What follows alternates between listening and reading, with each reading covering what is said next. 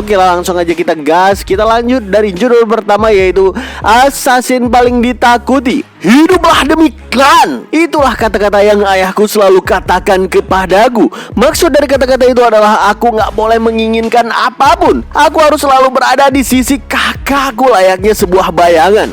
Dan saat ini terlihat seorang pria remaja terduduk dikelilingi oleh pasukan yang sangat banyak di hadapannya.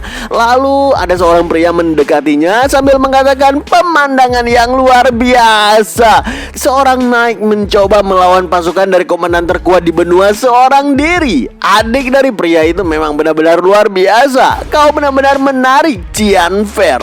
Ya, pemandangan saat ini cukup menegangkan.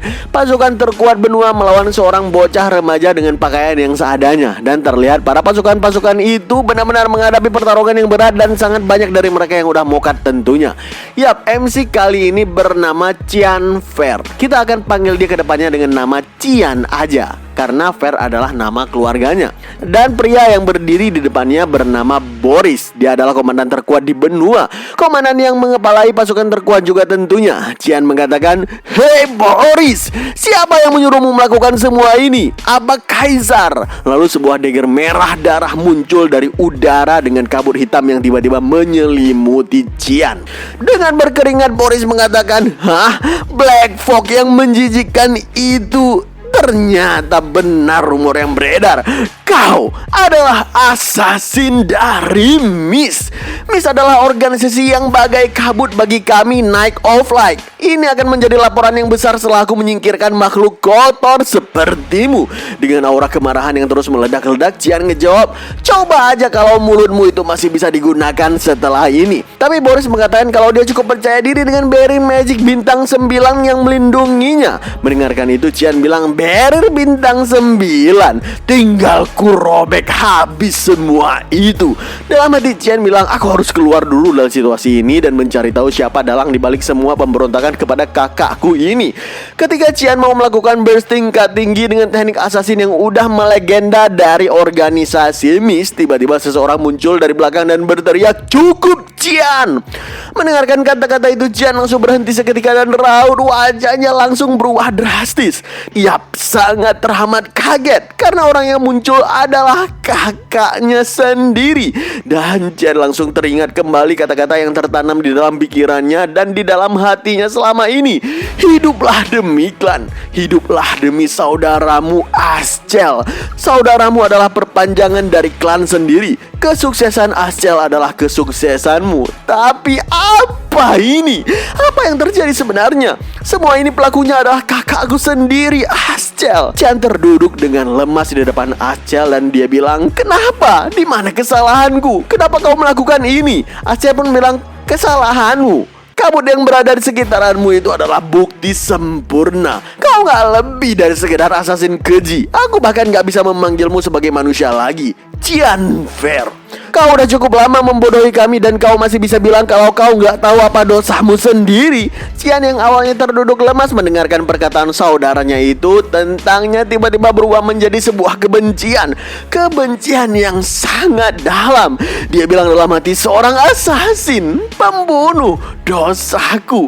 Apa yang sedang coba dia katakan, sialan. Aku melakukan semua pekerjaan kotor ini untuknya. Mulai dari pertarungan suksesi kekaisaran, serangan pasukan Demon King, perang untuk menyatukan benua juga. Aku melakukan semuanya dan membantumu dalam segala hal untuk mencapai apapun yang kau inginkan demi klan. Karena melayanimu adalah tujuan hidupku. Aku udah bekerja melindungimu seperti anjing penjaga selama 20 tahun. Tapi apa yang sebenarnya kau coba katakan sekarang, bangsat? Kau mau membuangku dan menuduhkan semua hal itu kepadaku. Baik, aku mengerti sekarang. Akan kukerahkan semuanya yang kumiliki walaupun menghancurkan tubuhku sendiri. Jika itu artinya aku bisa menghancurkanmu sekaligus dengan semua orang yang ada di sini." Saat ini terlihat aura merah darah yang sangat pekat dan juga petir hitam mulai muncul di sekitaran tubuh Cian dan membaluti tubuhnya. Aura itu sangat besar sampai ledakan energi bercampur dengan udara malam yang cukup dingin ini. Ngelihat ledakan energi itu, para pasukan berkeringat dingin dan mereka bilang, dia masih punya punya sisa mana sebanyak itu. Dia benar-benar bukan manusia. Saat ini Qian seutuhnya bertransformasi menjadi wujud assassin paling kejam dan ditakuti dunia dengan sebilah dagger yang menyala cukup pekat.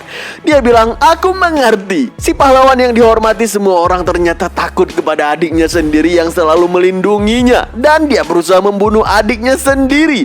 Dengan burst tingkat tinggi, Qian langsung melesat dengan kecepatan tinggi pula menyerang Asciel. Tapi Asciel masih bisa menahan serangan-serangan dari Qian ini. Namun Qian gak kehilangan cara. Dengan memanfaatkan kecepatannya yang gila, dia berputar ke belakang Asciel, memanfaatkan titik buta dan kelemahannya.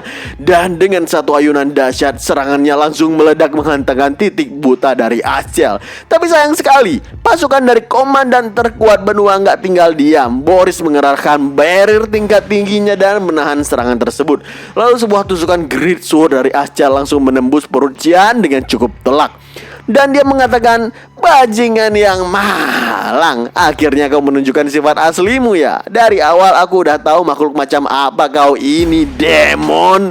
Setelah menusukkan Qian di titik vital, Asciel pun berbalik badan dan pergi begitu saja. Dengan sekarat dan setengah sadar, Qian mengatakan kepada dirinya sendiri, "Inikah akhirnya? Betapa bodohnya kehidupan yang kujalani. Jika seandainya..." Sebelum mengakhiri kata-katanya, Qian bangun dengan kekuatan terakhirnya. Lalu dengan sebuah serangan keputusasaan, Qian kembali menyerang Asciel. Tapi tentu itu juga semua sia-sia. Asciel mengayunkan Great Sword-nya dan memotong kepala dan tubuh Qian dalam sekejap. Keadaan menjadi hitam dan samar-samar. Qian mendengarkan seseorang yang memanggilnya, Tuan Muda Qian, kau mau sampai kapan tidur?" Qian bangun dan memegangi lehernya yang harusnya udah putus. Lalu dia ngelihat ke arah orang yang memanggilnya, dan dengan setengah berteriak kaget, Qian bilang, "Hah? Emily?" Dalam hati dia berpikir, udah hampir 20 tahun aku gak ngelihat dia, dan dia masih sama seperti terakhir kali aku ngelihatnya. Lalu tempat ini, aku ingat tempat ini. Ini adalah kamar yang biasa aku tinggali saat anak-anak, bukan? Lalu kenapa? Tunggu sebentar. Qian memegangi wajahnya, tangannya yang kurus dan wajah kurus ini. Aku kembali menjadi anak-anak. Emily mendekatkan wajahnya ke Qian dan mengatakan, "Tuan Muda, kau sengaja mengulur-ulur waktu karena kau nggak mau latihan ya? Mohon cepatlah bersiap, semua orang udah hampir berkumpul." Dengan kebingungan Qian bilang, "Hah? Latihan apaan? Dan kenapa orang-orang berkumpul?" Jadi setelah beberapa waktu dan mencerna semua hal yang terjadi mendadak kini, akhirnya Qian mengerti kalau dia regresi ke masa lalu di wilayah klan Fair. Dia kembali cukup jauh di masa lalu saat masih berada di wilayah keluarganya, keluarga bangsawan Duke. Sekitar 20 tahun yang lalu, tahun pendirian 985 tanggal 1 Maret. Dia kembali di saat-saat yang cukup penting juga. Jadi ini adalah 1 tahun sebelum Qian masuk ke akademi nanti. Maka setiap tahun keluarganya akan mengadakan sesi latihan duel yang disaksikan oleh seluruh orang termasuk ayahnya sendiri, yaitu Duke Fair.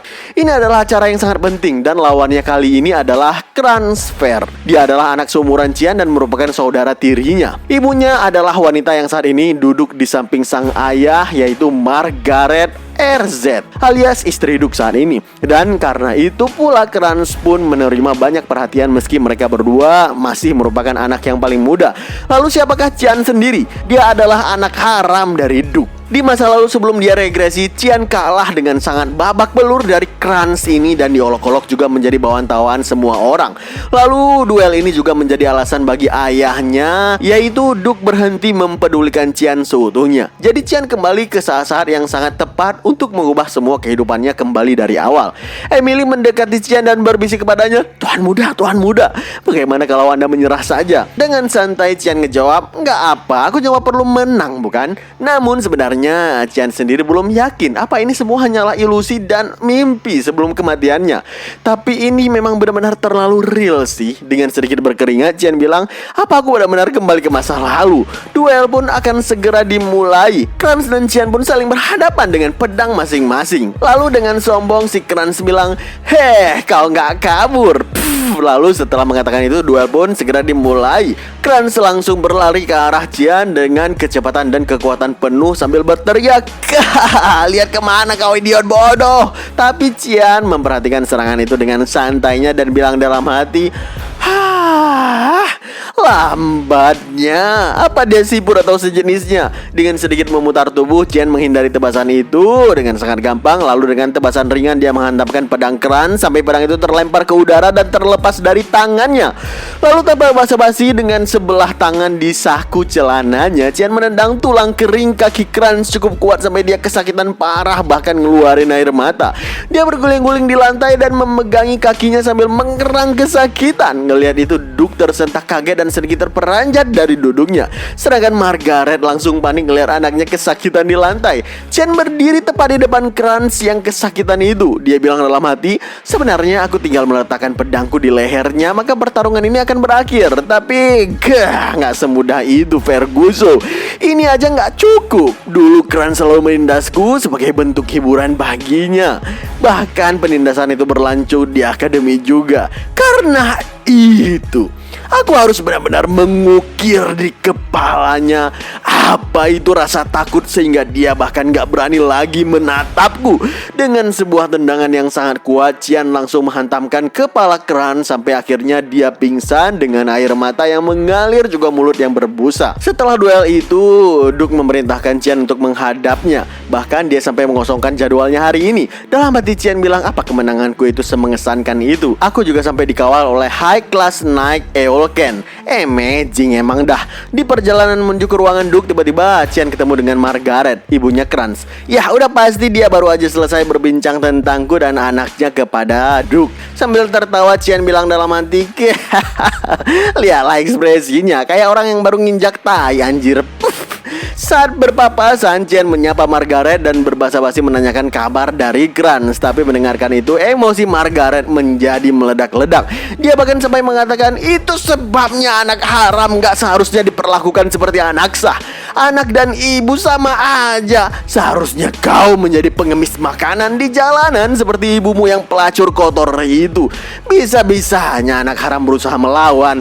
Mendengarkan itu, mata Chen memerah. Pandangan kemarahan langsung terlihat di wajahnya. Dalam hati dia bilang, si Jalang ini, dia udah melewati batasnya. Apa ku bunuh aja sekalian di sini? Enggak. Aku tahu cara untuk membuatnya lebih menderita dibandingkan siapapun. Akan kupastikan untuk melakukannya secara perlahan. Lalu Chen pun mengatakan ke Margaret, Anda tahu aku akan memasuki akademi yang sama dengan Kranz, bukan? Aku yakin Anda sangat ingin putramu lulus dengan keadaan tubuh yang masih utuh, bukan? Jadi nantikanlah dan diam. Mendengarkan ancaman itu, Margaret sangat emosi dan merasa harga dirinya diinjak-injak oleh anak haram yang hina. Dia langsung mengayunkan tangannya untuk menampar Chen, tapi Eolken langsung menghalanginya sambil bilang, maafkan saya, Duchess. Tapi Duke telah memanggilnya dan saya rasa nggak bisa menundanya lagi. Sambil mengatakan itu, Eolken juga menatap Margaret dengan cukup tajam dan menandakan dia sangat serius. Dalam hati Chen tertawa cekikikan dan dia bilang, perintah Duke itu absolut. Naiknya udah diperintahkan untuk melindungiku dan bahkan dia nggak mengalah kepada sang Duchess ya. Setelah beberapa saat, akhirnya Chen sampai di ruangan Duke dan memberikan salam penghormatan kepadanya. Yap, Duke Velias atau Duke Fair, pria yang sangat hebat, penguasa Velias bagian barat Kekaisaran Ushif. Dunia memanggilnya dengan berbagai nama, Guardian of Continent, sang pahlawan yang menghentikan invasi demon dan banyak lainnya. Sampai akhirnya di masa sebelum regresi Qian, dia mati dalam pertarungan melawan invasi dari pasukan Demon King. Yap, secara umum yang dia inginkan itu hanyalah kedamaian di seluruh kontinen. Tapi dalam pikiran Qian ini sedikit berbeda. Sosok ayahnya ini seorang pria yang memanfaatkan kehendak bebasnya, yang memutuskan untuk menghabiskan sisa hidupnya untuk melayani orang lain, alias pria bodoh seperti dirinya sih. Tiba-tiba Duke memulai percakapan dan bilang, matamu secara presisi saat itu mengikuti pedang Kranz dan menghindarinya. Kau menatap lurus ke arah jalur pedang yang terayun itu dan membelokkan tubuhmu untuk menghindari serangannya. Kapan kau belajar cara berpedang? Dalam hati Chen bilang, seperti biasa dia peka. Lalu Chen pun ngejawab kalau dia berlatih sendiri seorang diri tanpa ada yang tahu. Duke kembali nanya, kenapa kau menyembunyikan kemampuan hebat seperti itu? Dengan seolah malu-malu, Chen menjawab kalau dia nggak mau menarik perhatian orang lain. Duke pun kembali nanya dengan pandangan yang serius kali ini. Yang terakhir itu, bukankah yang kau lakukan setelahnya itu nggak diperlukan? Dalam hati Chen bilang, tujuan dari pertanyaan ini jelas. Dia berencana untuk mencari tahu sejauh mana kemampuanku. Lalu Qian menjawab dengan lugas, aku ingin membuktikannya. Membuktikan kalau aku jauh lebih baik dari Krans walaupun kami memiliki darah yang sama. Bukankah itu juga bisa disimpulkan sebagai arti dari duel itu sendiri? Jawaban itu ngebuat Duke tersenyum senang dan bilang, hahaha, luar biasa. Jawaban yang jelas dan ringkas juga menunjukkan sikap tenangmu. Aku gak tahu bahwa kau ternyata seberbakat ini. Aku senang sekali karena kau bisa menjadi dukungan yang hebat dan dapat diandalkan untuk Ascel suatu hari nanti. Setelah mendengarkan itu, sebuah perasaan yang gak bisa digambarkan langsung menghantamkan Qian dengan cukup telak. Ini masih sama. Dia masih terobsesi dengan Ascel. Kalau udah begini, aku hancurkan aja semuanya. Semua yang Ascel ingin lakukan. Lalu Duke juga mengatakan ke Qian kalau dia mau memberikan hadiah atas kemenangan duel sebelumnya. Jadi kalau dia menginginkan sesuatu, maka katakan aja. Mendengarkan itu, maka langkah awal untuk menghancurkan Ascel pun dimulai. Jadi permintaan Qian adalah ingin memasuki medan peperangan. Entah strategi apa yang mau dijalankan oleh Qian ini untuk saat ini kita belum tahu. Dan saat Qian kembali ke ruangannya, Emily langsung terkaget-kaget karena Qian meminta untuk pergi ke medan perang. BTW, kalau Qian pergi ke medan perang, tentunya Emily juga harus ikut karena dia adalah pelayan pribadi dari Qian. Dalam pikiran Amy, di medan perang itu penuh dengan monster bertentakel. Membayangkannya aja membuat dia sangat merinding. Jadi di manakah tempat yang disebut-sebut medan peperangan itu? Yap, itu terletak di Velias, bagian barat dari Kekaisaran Ushif. Dan bila mengacu kepada peta, maka garis depan yang disebut Lemia Valley merupakan medan perang yang ganas di mana pertarungan dengan demon udah terjadi selama ratusan tahun di sana. Makanya ketika sebelumnya Qian mengutarakan permintaannya untuk pergi ke garis depan medan perang, itu sebenarnya langsung ditolak oleh sang ayah. Tapi bukan ditolak secara pasti. Duke mengatakan, buatlah dirimu menjadi pantas dalam 1 bulan ke depan. Secara Qian sendiri sebenarnya nggak tahu apa dasaran bagi Duke untuk membuat dia menjadi pantas dan bisa pergi ke sana. Tapi yang jelas dalam 1 bulan ini Qian akan menguatkan fisiknya sebanyak mungkin. Saat ini fisiknya bahkan lebih lemah dari anak-anak seumurannya pada umumnya. Tapi walaupun fisiknya masih lemah, kemampuan bertarung, skill-skill bertarung, skill assassin dan sedikit magic masih tersisa di dalam tubuhnya. Lagi dia berpikir di dalam kamarnya, tiba-tiba seorang wanita cantik datang menghampirinya. Wanita ini bernama Alice dan sepertinya dia adalah kakaknya si Qian. Ketika masuk ke ruangan itu, Alice langsung marah-marah dan bilang, apa kau gila? Aku dengar kau meminta kepada ayah untuk mengirimkanmu ke medan perang. Apa yang kau pikirkan? Apa setelah mengalahkan Krans otakmu menjadi bermasalah? Ini nggak bisa dibiarkan. Ikutlah denganku ke atap sekarang. Gak berselang lama, Qian dan Alice udah berada di atas atap. Dan sesampai di sana, Alice langsung bilang ke Qian, aku akan membiarkanmu pergi ke medan perang jika kau bisa menahan seranganku selama 3 menit. Dengan wajah agak malas, Qian ngejawab, apa emang harus seperti ini, Alice? Tapi Alice gak menjawab pertanyaan itu dan malah balik nanya, apa kau mengincar gelar keluarga? Dalam hati Qian bilang, hah? Jadi itu yang dia pikirkan. Aku bahkan gak sedikit pun tertarik kepada hal itu. Alice menarik pedang dari sarungnya dan bilang, kalau kau diam berarti kuanggap iya. Keluarkan pedangmu, Qian. Dengan lesu, Qian bilang lagi dalam hati, hade, ini masih belum setengah hari saat aku mengalahkan Ranan tadi. Aku capek. Aku pengen tidur sebentar padahal. Dalam keadaan yang belum siap sempurna, tiba-tiba Alice sudah melesat maju ke arah Qian dan menyerangnya. Jadi spontan dengan sedikit kaget juga dengan refleksnya yang luar biasa, Qian langsung menangkis serangan Alice itu dalam sekejap. Saat serangannya benar-benar ditahan sempurna, di situ Alice mulai sadar dan berkeringat sambil bilang dalam hati, gak mungkin dia menangkisnya. Anak berusia 10 tahun ini. Ngelihat Alice serius, Qian dengan berkeringat bilang dalam hati, apa kau benar-benar ingin mengeluarkan seluruh kemampuanmu melawan adikmu yang 7 tahun lebih muda darimu, kampret? Alice mengira tangkisan tadi dari Qian hanyalah keberuntungan dan dia bilang dengan kesal, kau punya intuisi yang lebih baik dari yang kuduga ya, Qianku sayang. Setelah mengatakan itu, Qian sadar kalau Alice akan benar-benar serius kali ini. Alice langsung maju dengan rentetan yang sangat cepat dan juga akurat. Tapi Qian menahan semua itu dengan sangat sempurna pula. Malahan di serangan terakhir dari Alice, Qian sempat melakukan sebuah counter yang jelas langsung menuju ke leher Alice dalam sekejap dan akan memotong kepalanya. Tapi Chen langsung menarik kembali pedangnya dan mundur dengan cepat. Sambil berkeringat Chen bilang, sial, itu berbahaya. Kalau aku nggak mengubah arah pedangku, aku pasti udah membunuhnya sekarang.